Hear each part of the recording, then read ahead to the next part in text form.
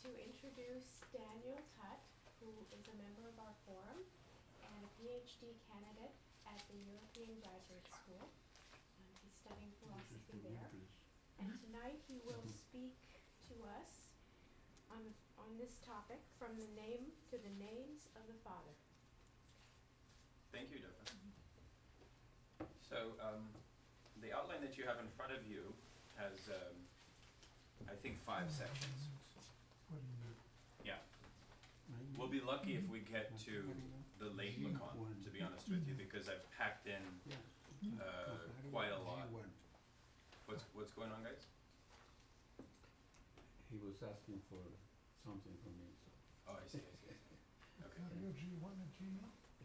Oh, I see. Okay, so don't think of this in a linear sense. These sections are not linear. What I want to do is actually dive in at a point of Lacan's career in 1963, where we have what Jacques Alain-Miller has called the Non-Existent Seminar, which was on the names of the Father but never published.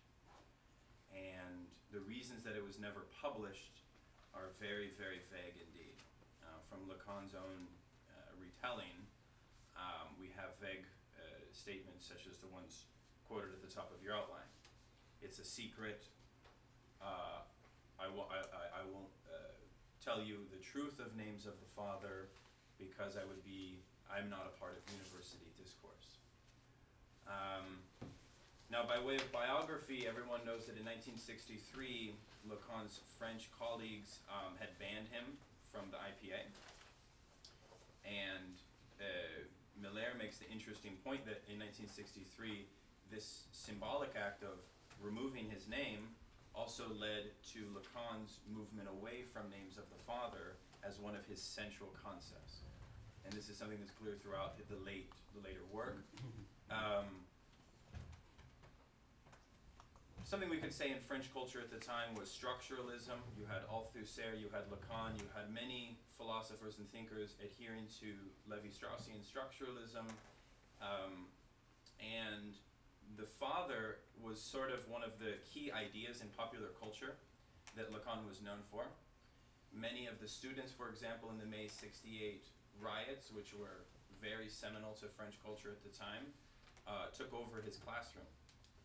One of them wrote famously on the chalkboard, "Structures do not take to the streets." And people demanded to know, what is this idea of the Father?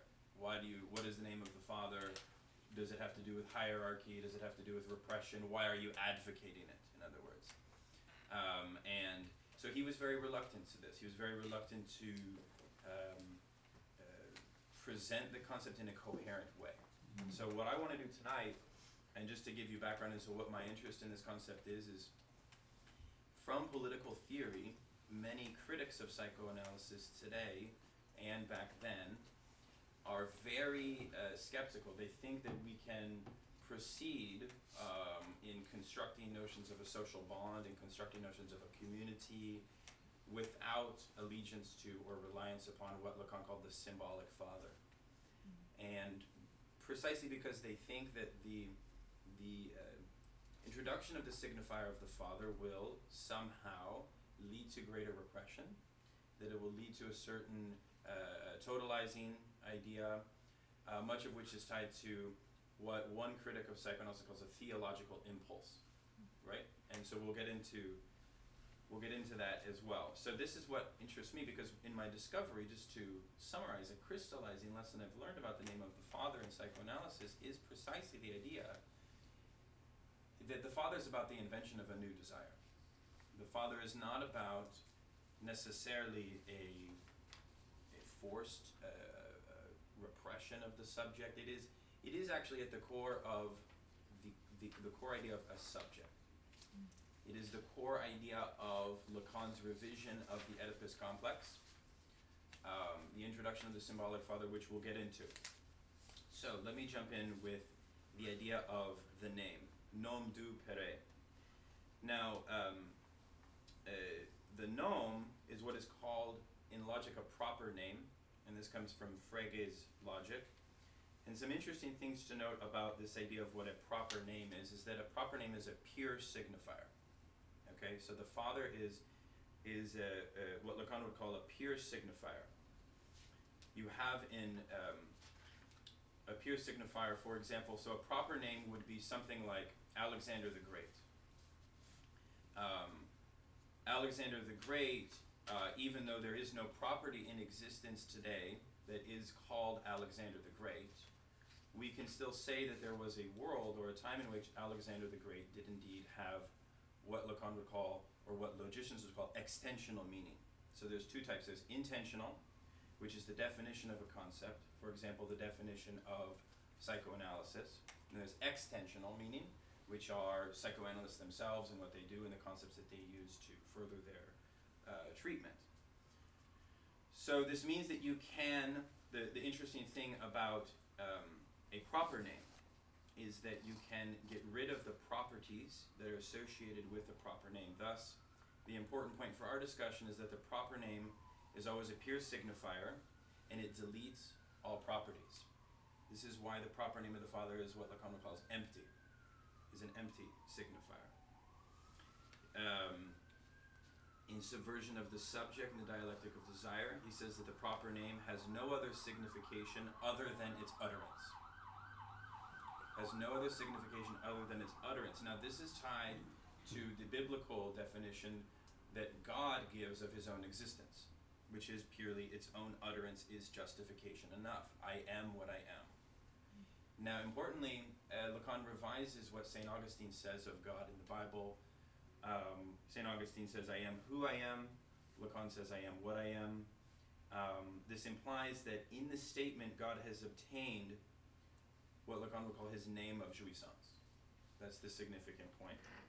And has justified his own access to his own jouissance by uttering it in this such way. So any classification based on a proper name will in fact designate the subject as already being dead. So this is actually a very important point. This is why we speak of the father as a symbolic father as a dead father. So just like the subject itself that doesn't know whether it is alive or whether it is dead when it responds to the question, what am I? The response of the pure signifier would be I am in the place of jouissance. And this is the same function as the father. At a later point, object A, object small a, is the proper name reduced to the pure matheme of A. So what we can get at with name of the father is something close to object A.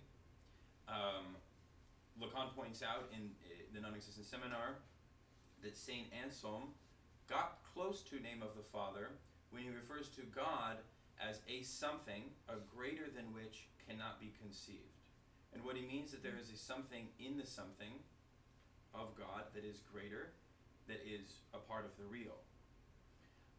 Now, much of this actually leads to Lacan's core philosophical differentiation with Hegel.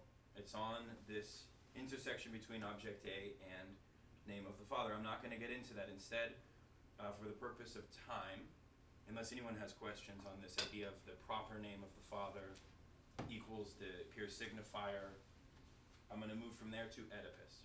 And it's going to be somewhat of a leap, but I think it will have some continuity. Okay? So to start with, Oedipus, of course, is a major concept. It's probably a bigger concept in Lacan than it was for Freud. As we know, Freud first talks about Oedipus in the interpretation of dreams.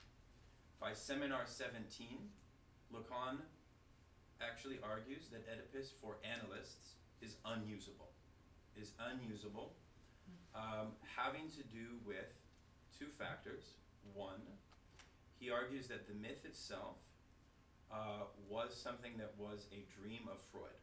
Precisely prior to writing the interpretation of dreams, he had a fear of his own father's death, and so in other words, within the Freudian corpus, you could say perhaps that the Oedipus complex is overdetermined.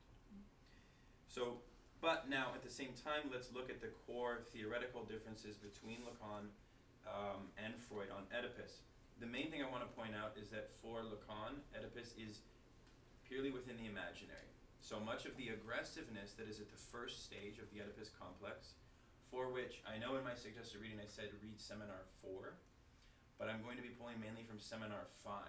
Are people familiar with Seminar 5? It's on the structure of the unconscious. It's an incredible, very accessible articulation of Lacan's revision of Oedipus Complex into this 3-step process. So I want to understand these 3 steps of Oedipus, and we'll go from there. So for Lacan, the Oedipus complex has to do with what he calls the ruin of the imaginary itself. What this means is that the imaginary in itself is an incestuous and conflictual relation that is doomed to conflict and ruin. So what occurs at the Oedipal moment, and he uses the word moment and not stage, which I found interesting, is a change in the child's relationship to language. This is the first. The child in the Oedipal stage refers to itself as an I. This is an indication that some movement has taken place. Whereas the pre-Oedipal child, speech is largely mimicry, it's largely repetition, and so on. The moment that the desire becomes human is also that in which the child is born into language. This is what Lacan says in the Acreeds. So, what Oedipus is about in general is about an identification with an ego ideal of the father that happens at the 3rd moment of it, that is constitutive of the primary subjective individuation. So it's about becoming an individual. Now, as it pertains to the father, what I want to track is the father's role throughout the 3 stages of Oedipus. The first moment of the father is the superego laying down its authority, which happens in the imaginary. And this is often through the voice of the father. Here in this stage, the superego has an independence from the conscious ego, but is still intimate with the unconscious id. Now, for the neurotic, what we have is a delay. So the 3 stages I'm going to articulate are usually delayed in some way, sometimes dramatically and sometimes not so. For the psychotic and for perversion, what you have is neither goes through the Oedipus formation effectively, but for different reasons. In perversion, the child will identify with the phallus of the mother, with the beyond of the mother's desires where they identify, which is why Lacan says the first stage is perversion. Perversion, he says, is the primary state. This is something that was radically different than the object relations theorists of his time. In Seminar 4 and 5, what's happening is a major push against many of the core ideas of object relations. One of the key things is that he argues that the father, the function of the father, is not an environmental function. And he got this from Little Hans. In the case study of Little Hans, what you have is a father who was absolutely, perhaps we could say, the most modern, the most enlightened. He was the one who brought Little Hans to therapy. But it was actually the monstrous desire of the mother. The mother was almost the totalitarian father figure for Little Hans. But those are largely environmental. That is not to say that the father function within the Oedipal imaginary dialectic is necessarily different. So this is an important point that he says. And the other important thing that he says is that the father function, he says is in Seminar 5, what does it have to do with but metaphor? Metaphor is the key idea. And what this means is that the father is a signifier substituted for another signifier. Okay? The first signifier that the father substitutes is, of course, the maternal signifier. S in the place of S. Comes from the mother who is already linked to a sort of mysterious signified. The father comes in the place of that. The signifier of the father ensures in this first stage that the phallus remains within the imaginary. The father is that figure who mediates eventually. So let me take a step back. Let me go through so we're clear on the 3 stages. So the first Daniel, moment. Can I ask you a quick question before you continue? Yeah. When you say the maternal signifier, that the signifier of the father metaphorizes, you mean what exactly? Because if you're saying this mysteriously linked and so on, do you mean the desire of the mother? Because that is, I think, that's what I understood, at least when I was going through your outline and when I was going back to the texts. The metaphor of the name of the father is when the father comes to metaphorize the desire of the mother, hence gives access to structure, should we say, to neurosis for the child. That's it's correct. Not any mysterious signifier, right? It's a desire of the mother. Well, in it's the where first, this placed precisely in its complex. Yeah. So what I want to do is refer to these three moments. In the first moment, it has to do with what Lacan calls the primitive phallic stage. So in the first moment, the primacy of the phallus for the first time for the child is established by the existence of a signifier which is from the father. That signifier is the representation, so to speak, of the maternal signifier, right? So that is the first moment that the child has some relationship to symbolization, but it's a symbolization that is not necessarily of the law, but it's just the sort of initial mysterious signified of the mother's desire, okay? In the second stage, the father intervenes in an imaginary way. In the third stage, he intervenes more, I guess you could say, empirically. But in the second stage, he intervenes to deprive the mother. And what comes back to the child here is simply the law of the father, insofar as it is conceived as depriving the child of the mother's desire. So for the first time, the father becomes a supporter of the law of the signifier in the second stage. Okay? So hopefully you're following me so far. And hopefully that answers your question. The third stage, and we're going to get back to how in Psychosis for President Schreber, maybe we could say the second stage was where he remained, if not in the first stage. Okay, so we'll get to there in a moment. So the second phase, he supports the law of the signifier?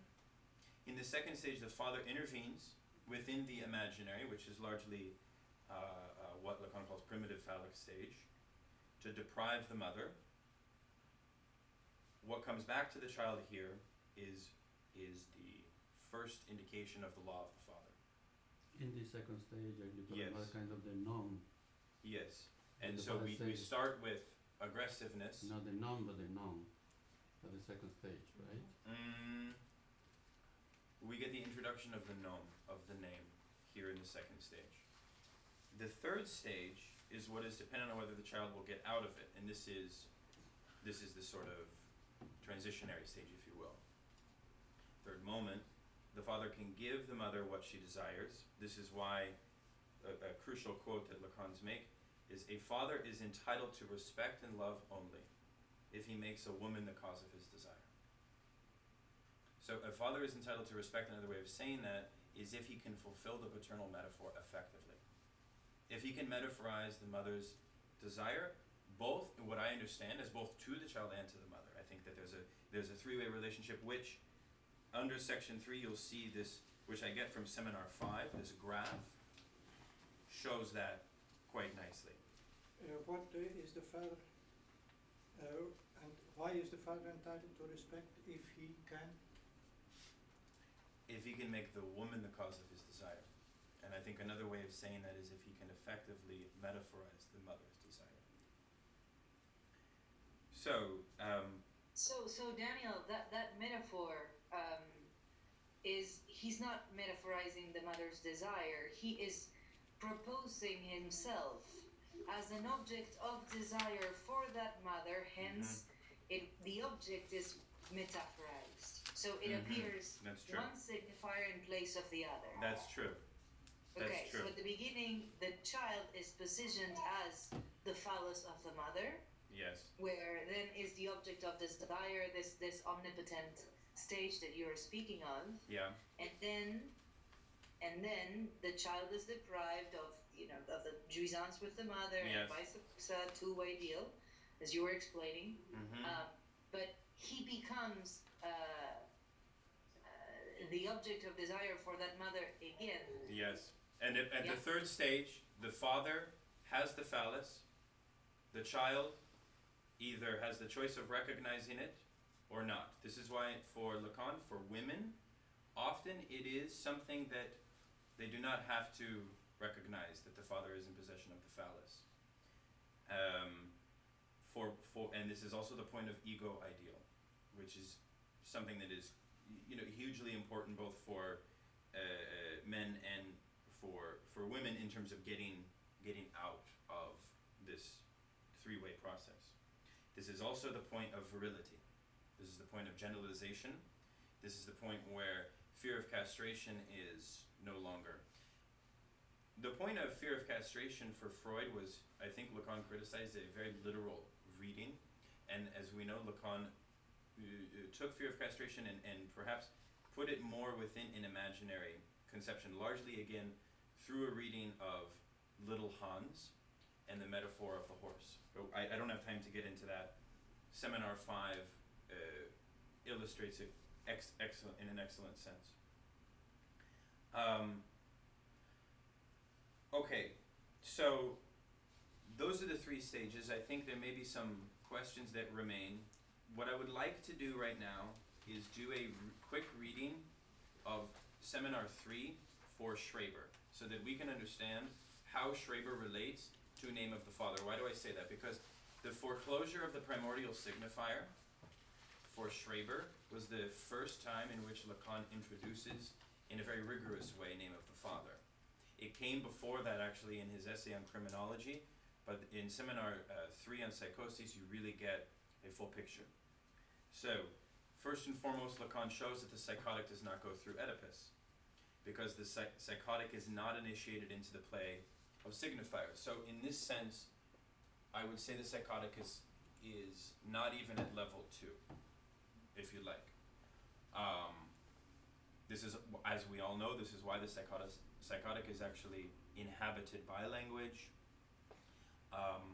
This is also the reason why I think it's quite interesting from an axiomatic point of view, theory of subjectivity. Lacan would argue that we are all sort of at a point of perversion and psychosis from the origin, and then we move out of it through Oedipus. So what was Schreber's breakdown? Schreber had a breakdown, Lacan argues, over the primordial signifier of procreation. Procreation having to do with his failure to produce a child. This has also been studied from many different angles after Lacan. It also has to, his psychotic break also has to do with the assumption of symbolic authority upon being designated judge of judges. He had reached the highest institutional point of recognition within, I believe, within the whole country. I mean, it was a very prestigious position. He was a judge of the Supreme Court. Right. No. He was the judge of the second highest. He was the head of the second highest court under Bismarck. Under Bismarck. Yeah. Okay, so, one of the things you find here is that Schreber is very important for many reasons. One, Schreber himself is incredibly intelligent. This is significantly the first case that Freud took seriously without it actually being a case of psychoanalytic exchange. It's purely based on his memoirs. What Lacan realized in reading the memoir very closely was that in all of the key terms that Schreber put forward, soul murder, voluptuousness, blessedness, all of these signifiers were, what was foreclosed was this idea of what it means to be a father. And he discovers this signifier, the most elusive one, you could say. And the father is actually only mentioned once in the entire memoir. But it's interesting that the point that it's mentioned is in I guess you could say, an early manual on gymnastics, which had to do with, according to Lacan, the idea of, for the first time, realizing sexual relations, and for the first time realizing this idea of procreation. The groundbreaking idea of Lacan in his interpretation of Schreber compared to object relations theorists is the centrality of the father for Schreber's experience. The idea that Schreber could not integrate was this idea of being a father. It is, for Freud, the issue with Schreber, as you guys may know, has to do with the loss of the phallic object. Lacan responds to saying, while it's true that the phallic object is lost, and that Schreber wanted to imitate becoming a mother so that he could have a desire equal to the mother. But Lacan argues that we know the father never gives the phallus in the Oedipal dialectic. Lacan points out that the phallus must always be metaphorized. So there is a nice point of difference between the two on that point. And another interesting point to note is the way in which the phallus itself, for which he uses the metaphor of rainbow. A phallus is something that can never be located within the field of signifier relations as a that's it, right? So similar to a rainbow going across the sky, it's always in flux, it's always in movement, it can never be pinned down. And this is where you get the important point of the quilting point that Lacan develops towards the latter part of Seminar 3. So this is Schreber. Now, what we find with Schreber is similar to what we find, with the German poet Hölderlin.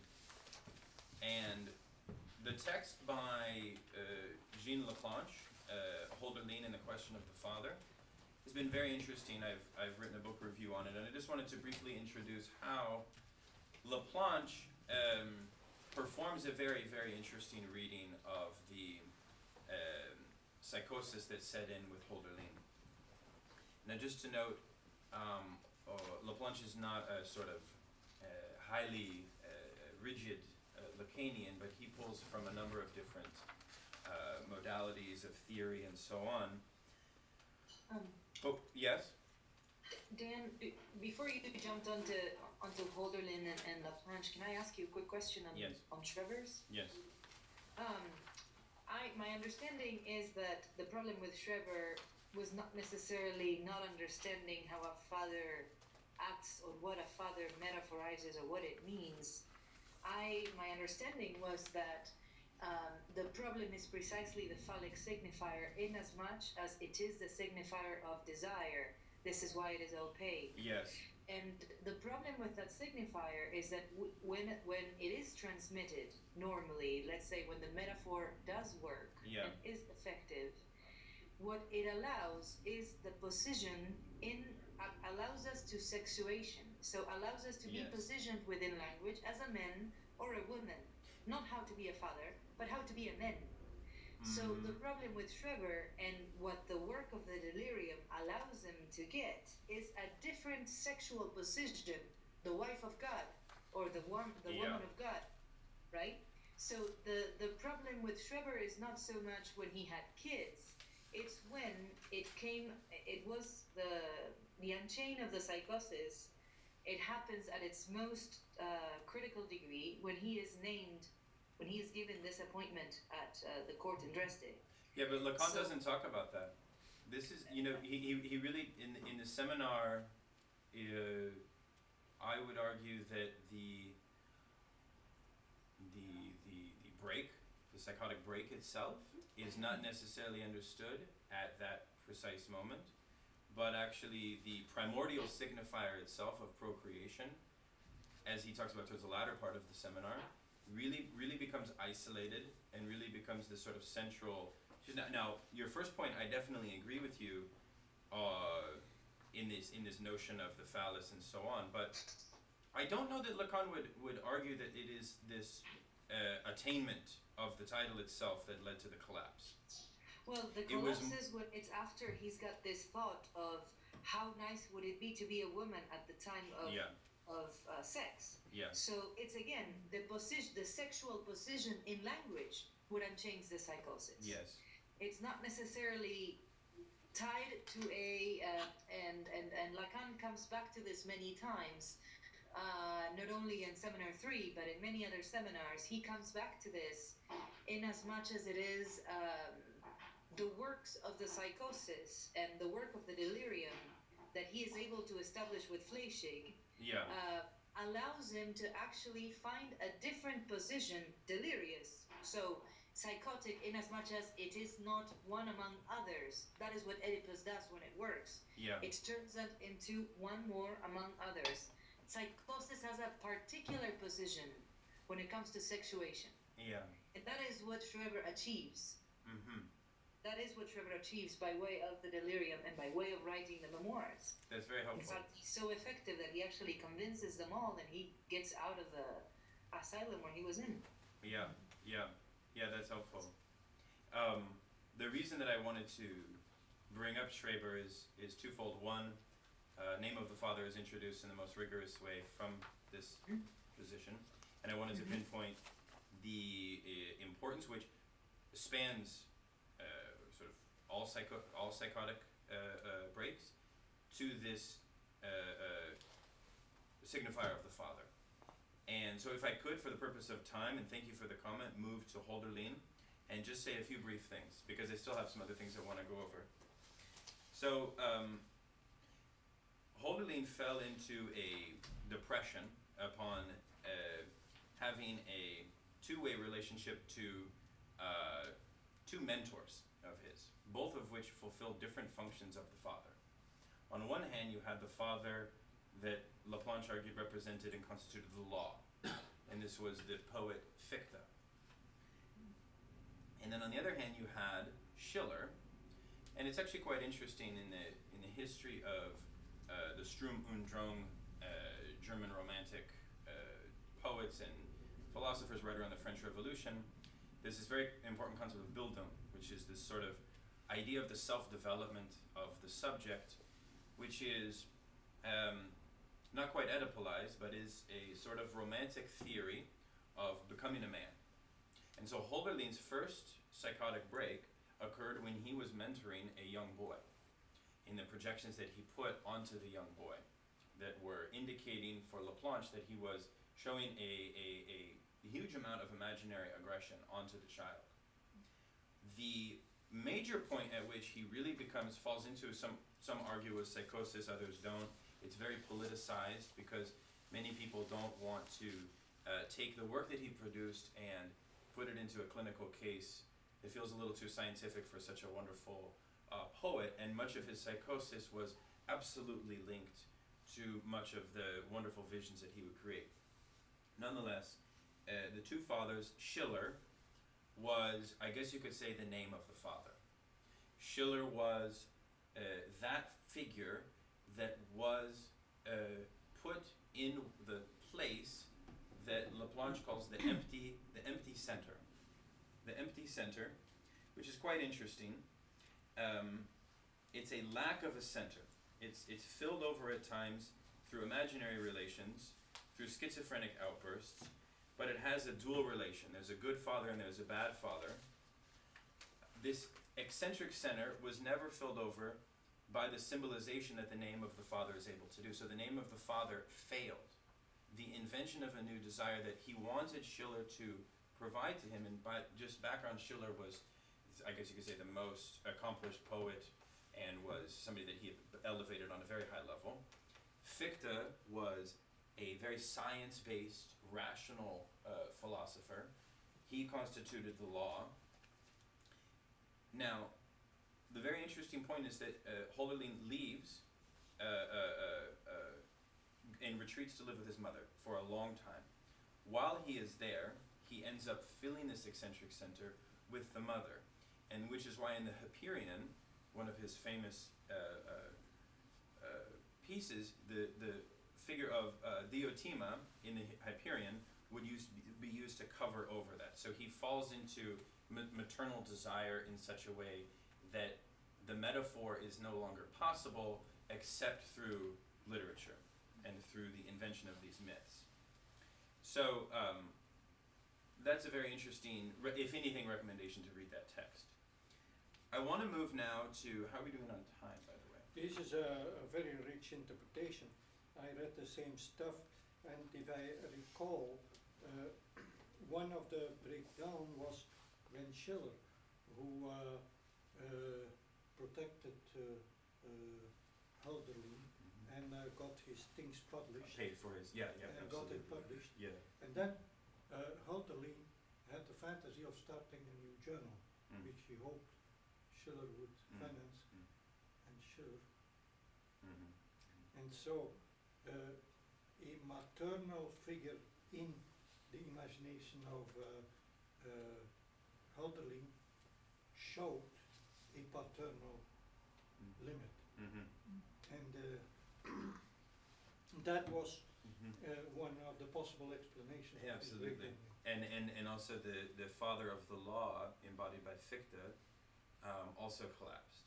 So, and this is why he fell into a series of aggressive outbursts of schizophrenic delusions and so on.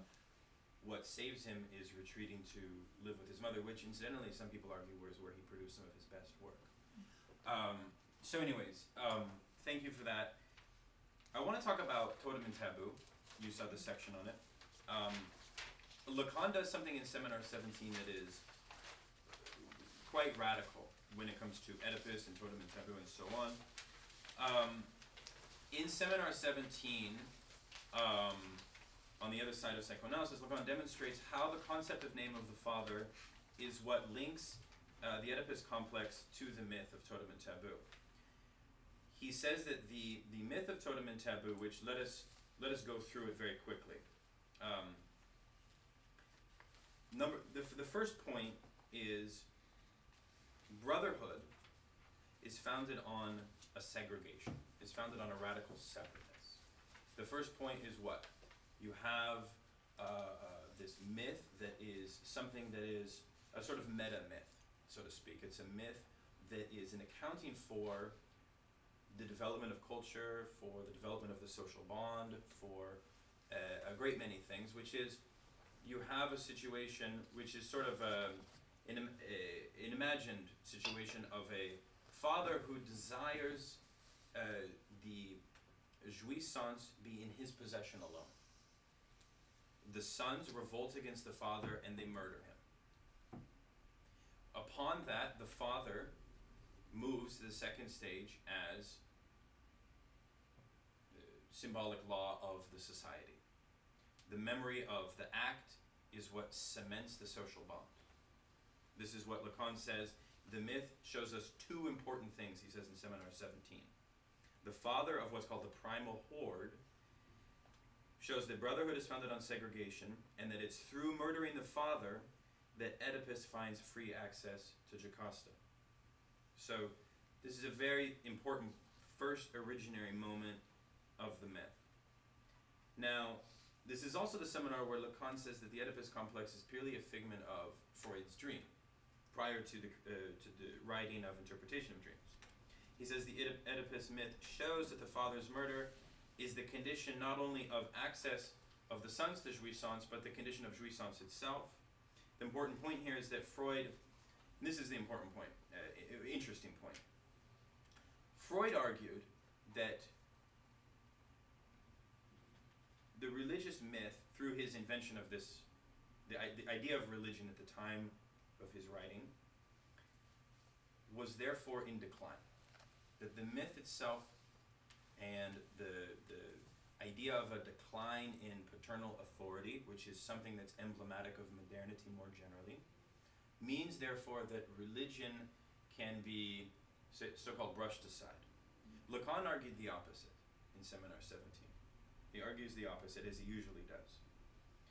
And let's understand why he argues the opposite.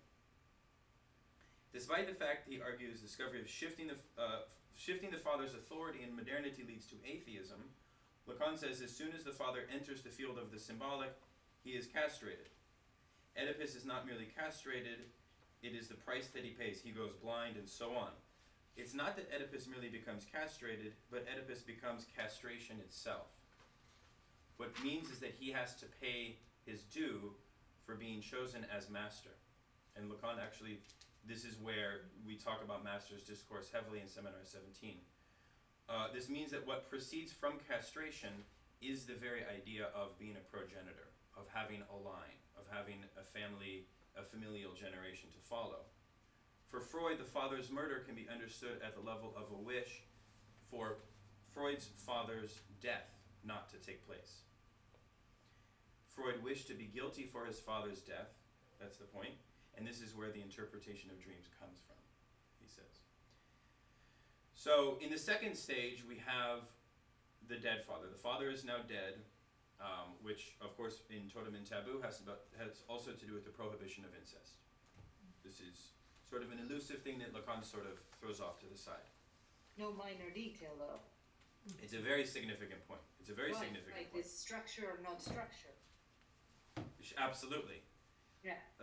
Exactly. This is why Lacan calls the father in the first stage, what's the real father, is as the structural operator. The real father is the agent of castration, and it can only be defined,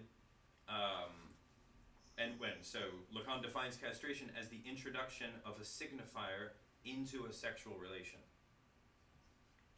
Castration is what determines the father as the impossible real, is another way to say that. Okay, now I want to introduce some of my own research on post-Lacanian thought having to do with this three-part Oedipal dialectic and also this totem and taboo thing. Okay, so, you know, you guys probably have come across some of this research on the late Lacan having to do with this notion that the disavowal of the necessary function of the father, this idea that we can get around the father function, that it's no longer necessary. Well, what is that caused from? It has to do with an idea of the blurring of the lines between the imaginary and the symbolic fathers, between oppression and repression. This has led to a problem with being able to recognize limits of desire, being able to recognize lack, and being able to have boundaries of desire. This is a postmodern problem. Just as early modernity and the Protestant ethic suffered from neurotic forms of inhibition and avowals of the law of the imaginary father, the postmodern condition of consumer society, of late capitalism, might even say of university discourse, suffers from the disavowal of the symbolic father and the avowals of the desires of the imaginary mother. So what we see is a shift in postmodern culture towards this pre-Oedipal. It's a shift to pre-Oedipal conditions. That's the point I'm trying to make. It's a shift to where the law of the father is now often subsumed within the imaginary of the mother.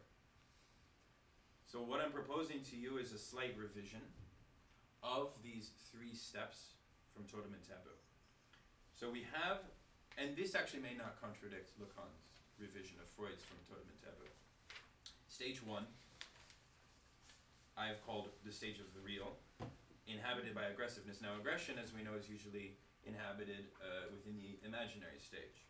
This is where the father of the horde is murdered because he refuses to share the true substance, as we talked about. Stage two is the establishment of society, is the submission to the law of the father. It is also sublimation of the dead father. That's what's taking place there. The dead father who was assassinated returns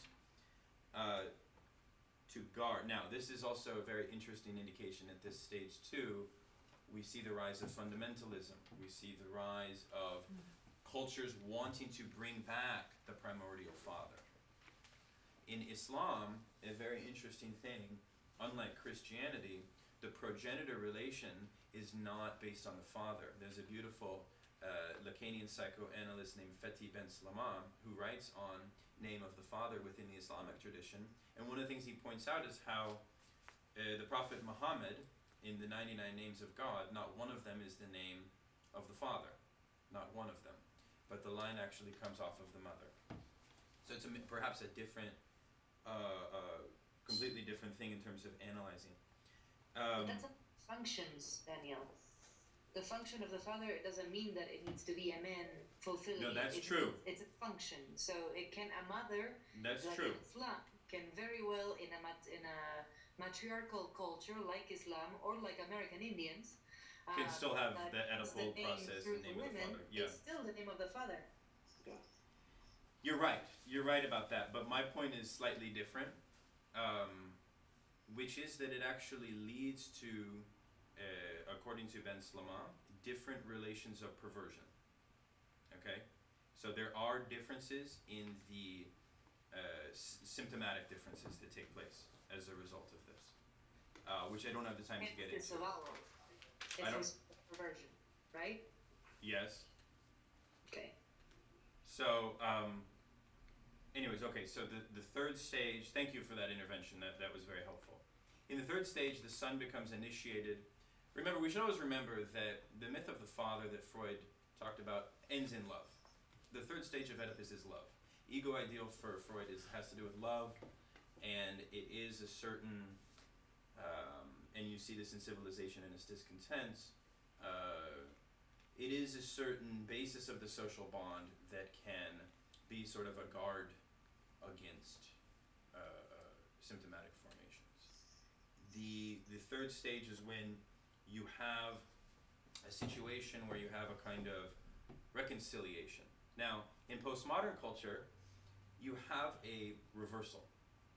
And the reversal has been summarized very well, that no longer, well, rather that the father in today's times tends to be the one who envies the son's jouissance. Whereas in Lacan's time, it was the reverse. This is very interesting. The notion being that we have often a non-foundational aggressiveness that finds itself doomed to death-drive repetition, that lacks the capacity for initiation with a symbolic father. Which is, in other words, this second father, this father of the symbolic, is unable to intervene, to facilitate an initiation. This is a great example for gang culture, for example. There's no initiation with the father that's able to be had in gang culture.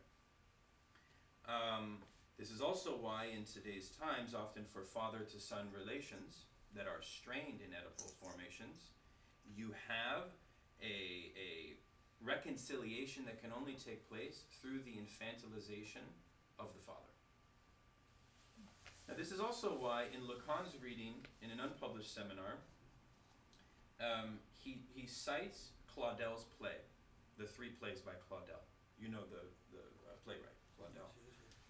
The humiliation of the father is the third act of this play, where you have something like, I don't have the time to get into it, but you have something like a new version of Antigone as it pertains to the Oedipal formation.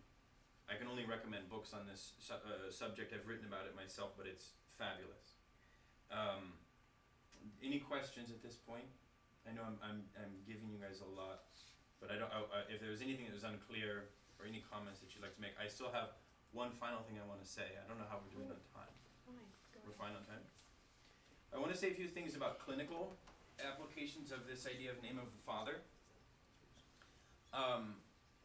End of analysis, Lacan frequently says, at the end of analysis, I am this A, beyond the name of the father.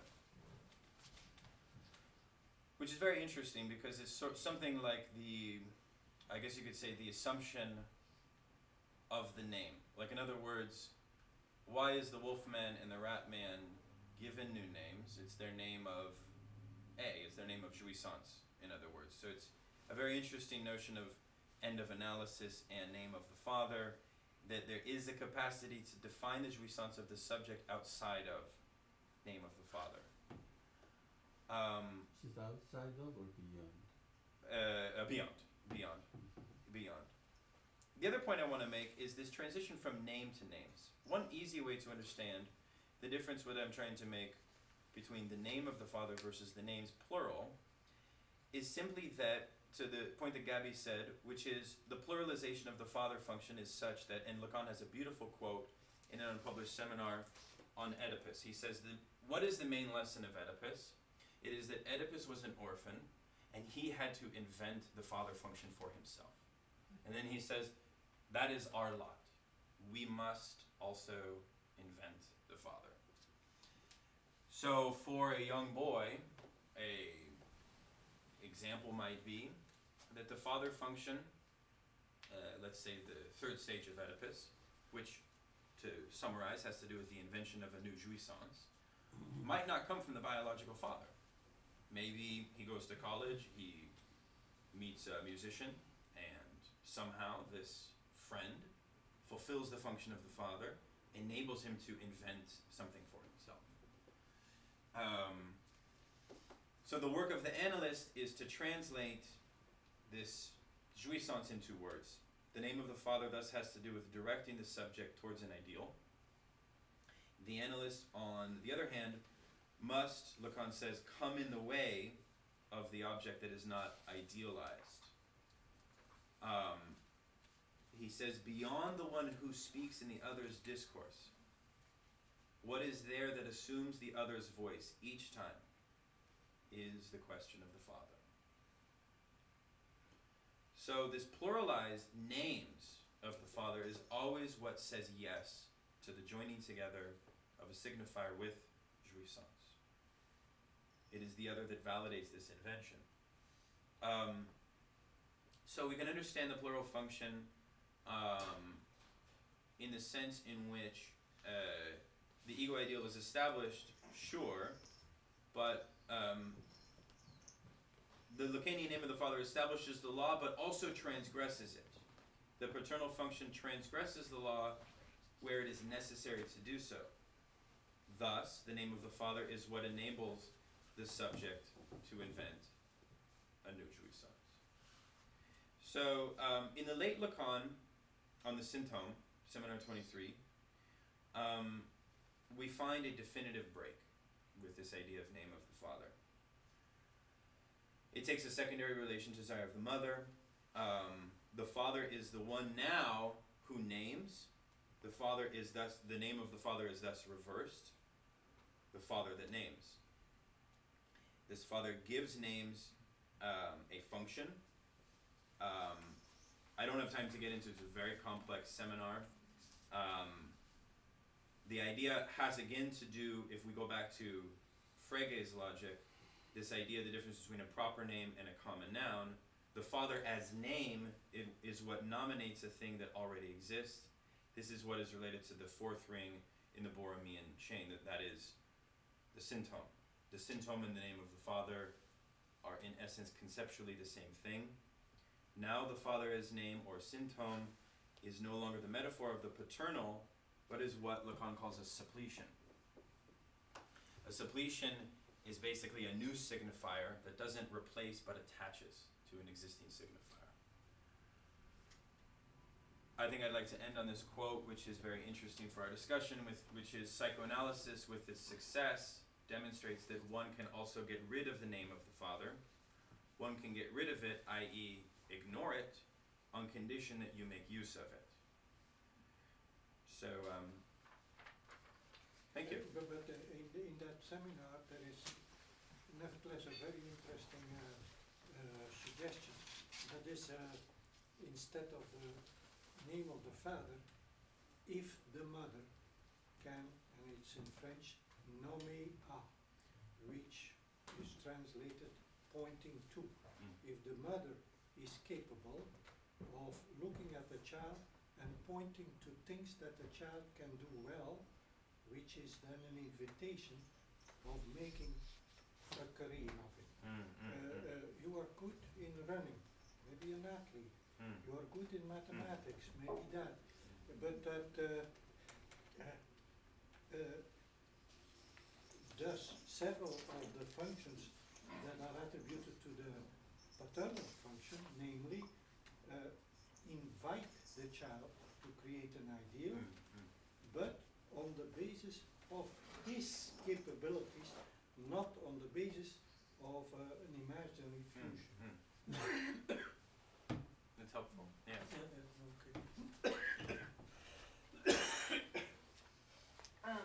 Thank you, Daniel. The presentation was packed. There's a lot to cover there. Thank you. I had a quick question, and sorry about the background noise. That this thing that you say at the end, you know, that at the end that what the analyst does is put words to that jouissance. What the analyst does not is exactly. desire. Yeah. Which desire and raisons are very different things. Sure. Although the name of the father, and I would say the metaphor, the consequences of the structure, do bring both to bear. Yeah. I think that the case with Joyce, the fourth knot around the fourth ring in the Borromean knot, is what has been interpreted by many as psychical reality. So what allows Joyce to be able to constitute its own name, which is nonetheless an Ulysses, which is that's what is at stake in 24. It's by way of the psychical reality that we come into the fourth knot. And also, that quote that you bring at the very end is enlightening, in as much as if you need, in order to be beyond or go beyond of the father, like for example, when Freud went and saw the Orvieto and all of this, it's interpreted as the end of analysis of Freud. When that is possible, it's only possible on condition of, as you said, making use of it. So if it is still by making use of it, it's not really all that beyond. It is just a use of it that allows you your own name in the use. That is the name of jouissance. The name of the jouissance that one gets at the end of analysis. And it is quite, I'm actually surprised that you mentioned this. Not many academics get into the end of analysis. So I am, it's courageous on your end. I think that's great. Thank you. But you're welcome. But I mean, the beyond, if you're making use of it, there is still a condiment there, should we say, of some sort of acknowledging the father. In use you make of it. Right. Precisely. Yeah, that's very helpful. That's very helpful. Yeah, I'm very interested in subjectivization in Lacan and Lacan's contemporary interpreters, because much of the theory of the subject in contemporary French philosophy, one of the primary nodes of Lacan's influence on it is end of analysis. And you could say that there is a sort of interesting philosophical error that is made in the presumption that you can take the processes of end of analysis, which are very clinical and very structured on analyst-end to analyst relations, and somehow... Experience of being on the couch. Oh, exactly. No, but you can somehow enlarge them to larger societal applications. Like, in other words, we can see other processes almost in the same framework, but it's a different kind of subjectivization. So I'm very interested in that. Very interested. So thank you for your comments, and I would recommend reading Claudel. I believe it is on transference. It is a seminar on transference right after the ethics, where he goes into this beautiful interpretation of Claudel's 3 plays, where you have this, I guess you could say, a postmodern confrontation. Well, see, the play is basically about the kidnapping of the Pope, and you have a young woman who is anybody familiar with the play? Yeah. So it's an incredible example of modern shift in paternal authority, and the tragedy that ensues because of that shift, so to speak. And the writer, Claudel, is a very conservative Catholic in French society at the time, and but he's a brilliant playwright. And so anyways, I don't know if you wanted to see. So there is there an officer who executes the parents, and the 2 children sit in front and are spilled with the blood of the parents. And then that officer has custody of the Pope, and he falls in love with the girl. And the girl, of course, not. And The girl, of course, The girl refuses. However, the officer says, if you marry me, I will not kill the Pope. Go to your confessor to tell that. And the confessor advises her to marry that officer, and the rest of the play is that her desire dies. That was a biased confessor, right? Well, the confessor, presume, I don't know exactly how high he was. If it would be a lowly confessor, he might. But if he was a high functioner that had some responsibility for the Pope, so that I do not remember anymore. I mean, it's just very. That part is so interesting because the confessor, instead of absolving the penitent, he commits a sin.